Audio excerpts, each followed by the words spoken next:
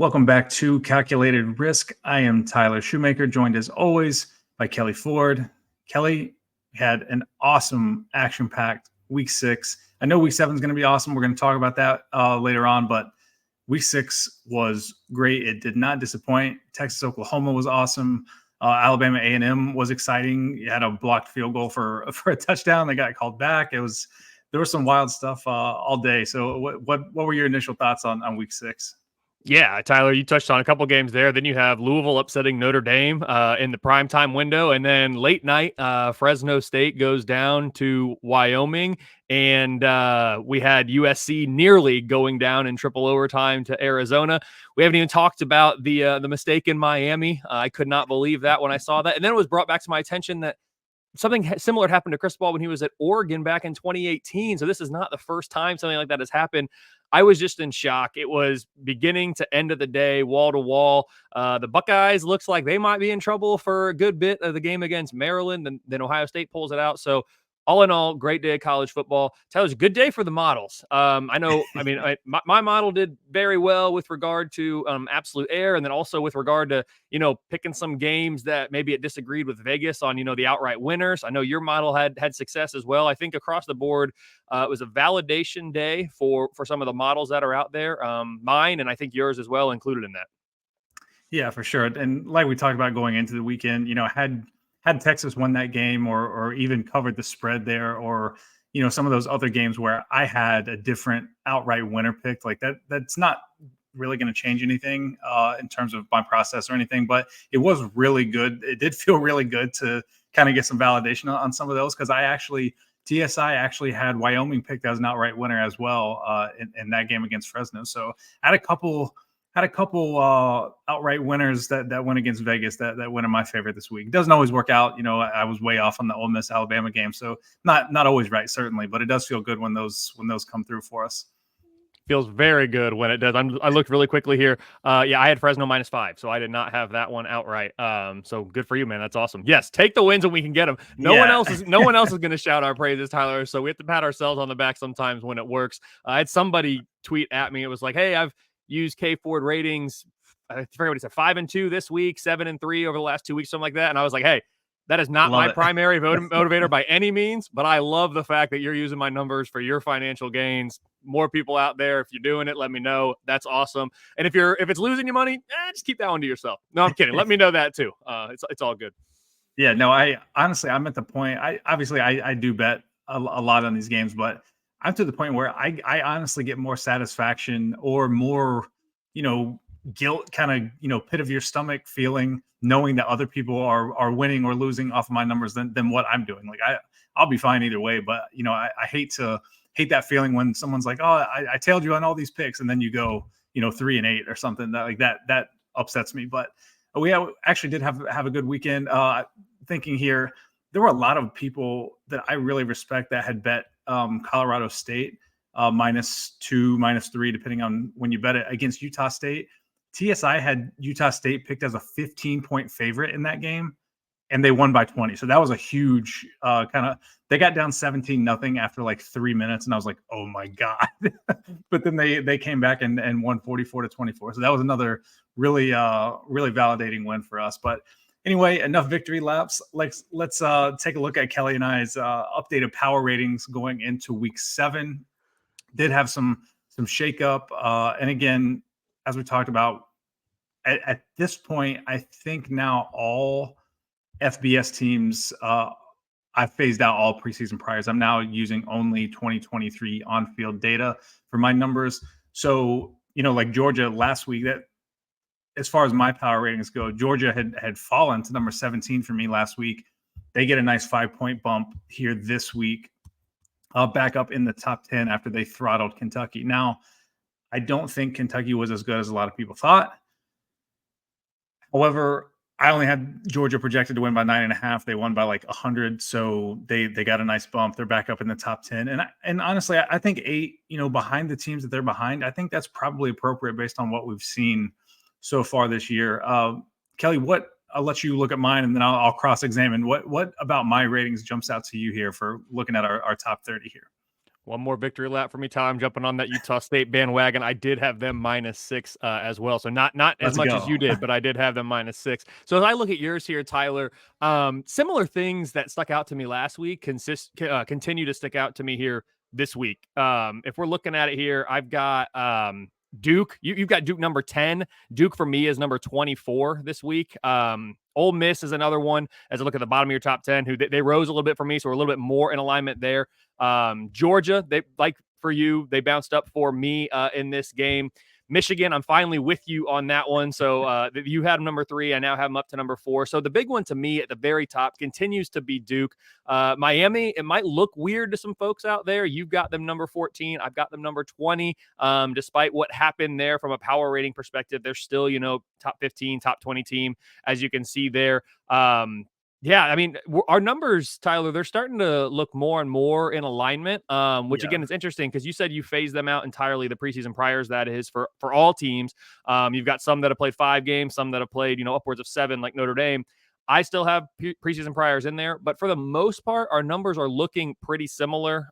Duke's really the only one between yours and mine, Tyler, that stands out as kind of out there and different as I quickly scan your top even 30. I mean, SMU, that's one we've talked about before. You've got them there at number 26. Yeah, I don't know what SMU had to have paid TSI off in some capacity. I don't they honestly, so SMU and Cincinnati is not my top 30, but Cincinnati is still pretty high, I think, in terms of their power rating. And I think a lot of that is just linked to both of those teams played Oklahoma relatively well, and Oklahoma is such a juggernaut in my numbers that it's like it's propping up SMU and Cincinnati. So again, that's one of the, I don't want to say downside because I don't necessarily know that that's a downside, but it is a consequence of the aggressive nature of my phasing out of preseason priors. And Duke is a prime example. Duke being in my top 10 and barely in your top 25 makes sense because like from a preseason standpoint, I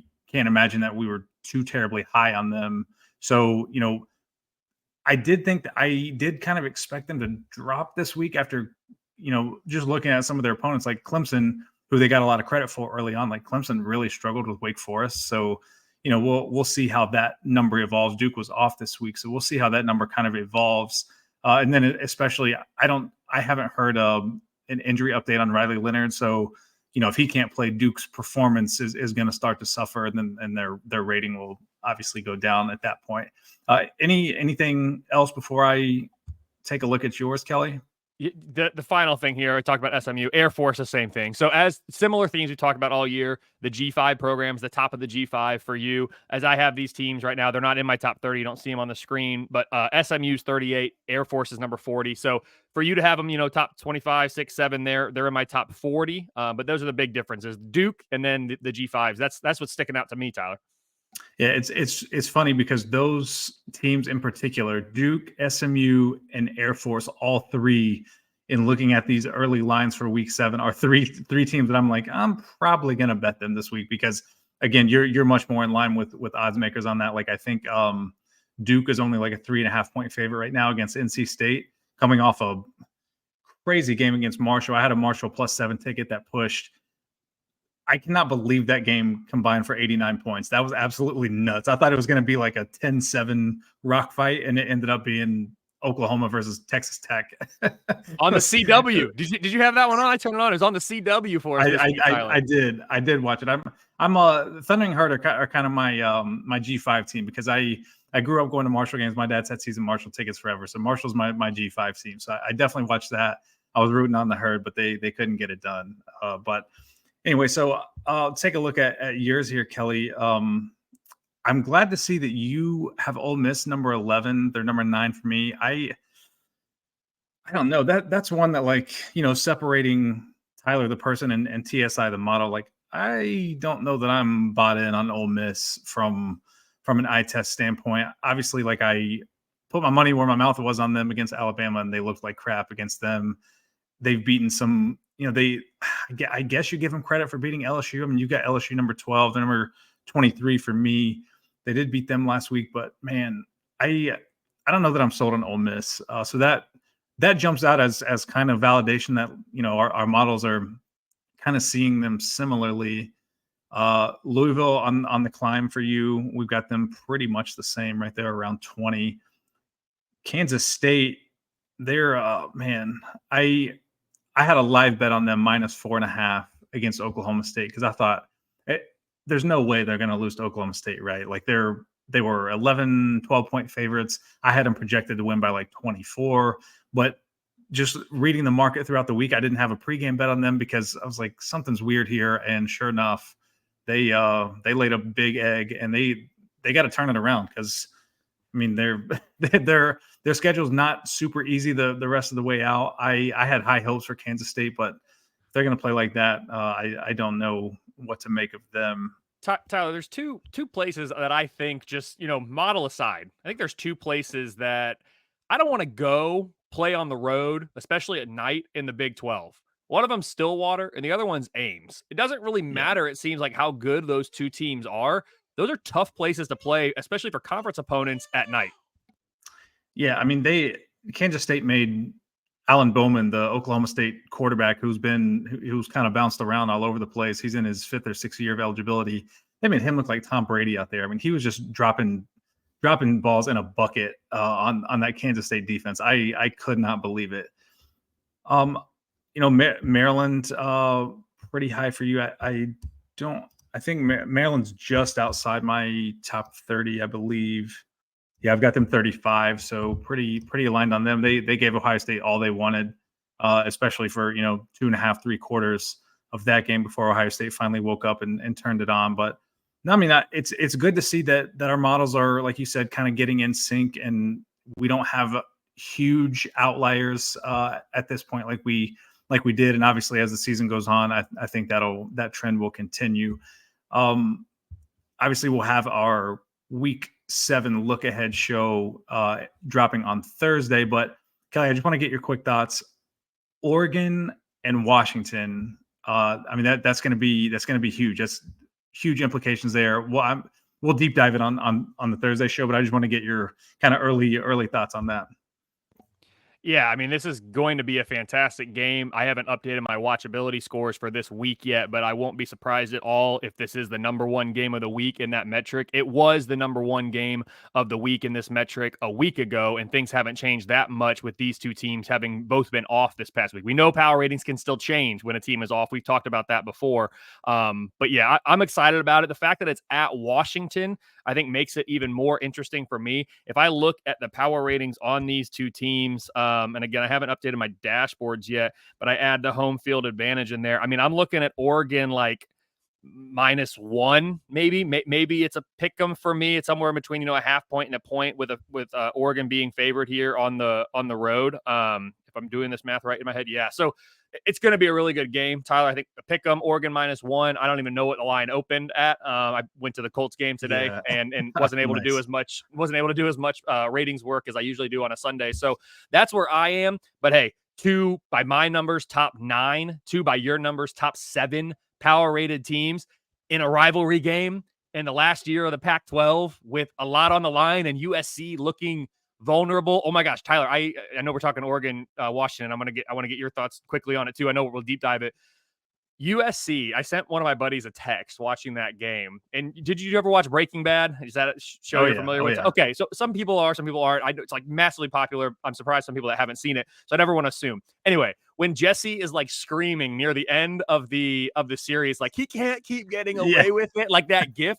I sent that to one of my friends and said, this is how I feel watching USC every single week for the past 2 years now. Like they can't keep getting away with this, yet somehow they keep getting away with it. They keep winning. They have fallen in my power ratings now to a season low number 14. My point in sharing this piece is, with USC looking the way they are, and all these teams are going to play each other, the winner of this Oregon-Washington game has a huge advantage and a huge leg up on making it to Las Vegas. It's going to be a fantastic game. I won't be surprised at all if it's my number one game of the week in watchability. Yeah, for sure. I watched the first half of the USC game. I could not stay up any longer. My eyelids were pretty heavy. But Tyler, I'm disappointed in you. I'm not going to lie. I'm disappointed in you. You know what's really annoying for me? I bet under 72 in that game. At the end of regulation, it's 28-28. even after the first overtime, my under ticket would have cashed, but it went to 3 overtimes, and obviously I lost the under there. But it was a great bet. I think I would make it again. But unpopular opinion, real quick on that, because since I don't bet, I feel like I can say this from an objective standpoint. Over-under tickets should be cashed at the end of regulation. I'm sorry. That's the way I feel. I know that's not the way it works. I know betting people lose their minds when I say that.